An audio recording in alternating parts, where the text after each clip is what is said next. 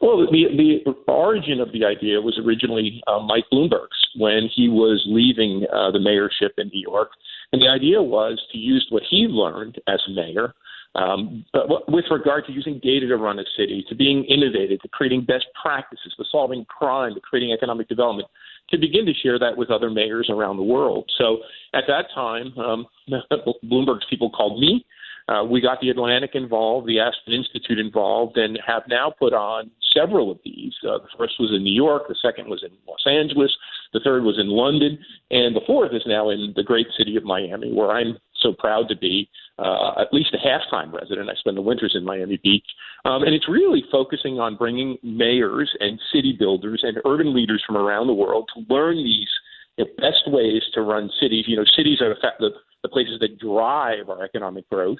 And I think the focus this year is not exclusively, but it's really bringing together American mayors and some Canadian mayors with mayors from Latin and South America. Now, one of the people going to be there, the CDC director, obviously here in South Florida, major concern is Zika. Absolutely, and I think this is one. There's a great team that puts this on, but I really prompted this one. I've become very close friends with the mayor of Miami Beach, Philip Levine, and Philip and I talk about this all the time. And you think about this: what threatens South Florida and Miami and coastal cities is climate change and sea level rise, and all of those things are really important. Who would have thought that this little bug, a mosquito, carrying this virus, and it's not the only virus. Mosquitoes carry many viruses, but could put, a tourist area, Miami, greater South Florida, Miami Beach, in jeopardy. So I think it's going to be a great conversation with the CDC director. I think one of the things is that Miami and Miami Beach have shown how proactive they can be, and they've already knocked this thing out of Wynwood, and hopefully they'll knock it out of the beach and the rest of Miami as well.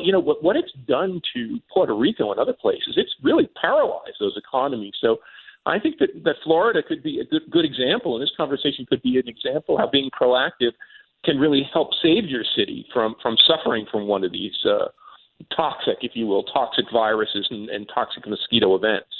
And you are also mentioning climate change, not exactly just about Zika. It's also a global problem that many of these mayors, I'm assuming, will be talking about how to try to really get a grasp on it. UN Habitat is going on now, and it's bringing together people from all over the world. And just like CityLab will bring together mayors from all over the world. You think about it. We face these grand challenges as a world: climate change, sea level rise, rising temperatures, growing poverty, lack of economic opportunity in parts of the world, pollution, and I can go on. I could make a laundry list, but if you think about it, all of these problems are really problems of rapid urbanization and problems that are in our cities, even violence and crime and a lack of tolerance in places. So one of the things is that what we need to do is, the nation states have their role and presidents and prime ministers have their role, but the people who know how to solve this stuff are mayors. And these problems will only get solved in cities. The way I like to say it is urbanization, rapid urbanization is the grandest of all the grand challenges we face as a world. All the others, from climate change to economic opportunity and poverty, are nested within it. So really the mayors have the best perspective on how to solve these problems, and they need to get their perspective into the debate, with international organizations, national governments, and all the rest. So I think we the folks who lead cities, have the perspective that the world needs to begin to solve all these vexing problems. And another topic, again, is immigration, very close to our hearts here in South Florida and in the state in general. Something kind of counterproductive to what Donald Trump is proposing, the building the bridges, not walls. This is ridiculousness. Mayors and city leaders know that the key to economic success, the key to economic growth, and I've done the analysis, and others have done the analysis. If you want to look at what differentiates a growing city from a declining one, it's openness to immigration and openness to people from all over the world.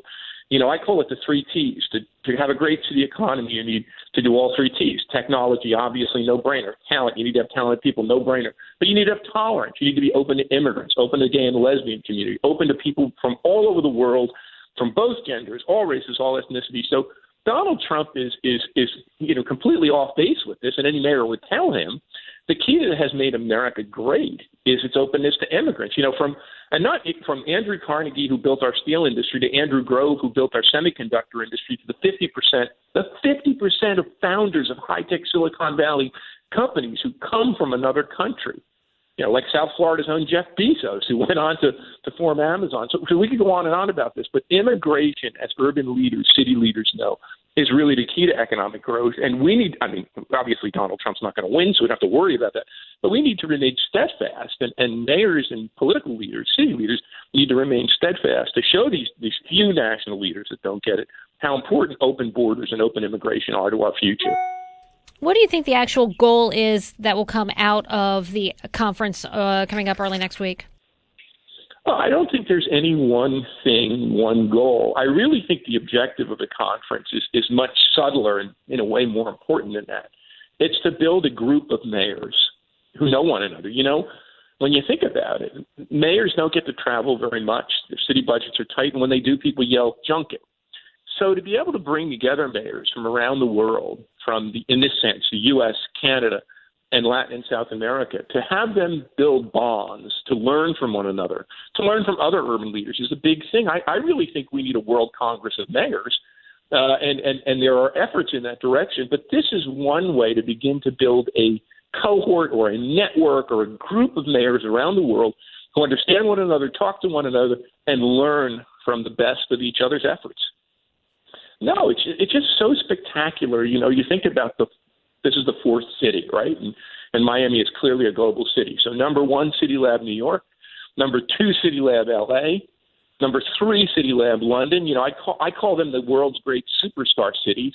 Number 4, Miami. So I think it speaks to Miami's growing presence on a world stage and its growing presence as a global city. So I'm really excited. I was in town last week. I'm coming back to town Sunday. I'm really, really excited to not only be back in my second home, but to be really seeing Miami host this collection, sponsored by the Bloomberg Philanthropies, the Aspen Institute, the Atlantic, this collection, this gathering of mayors from around the world. It's going to be great.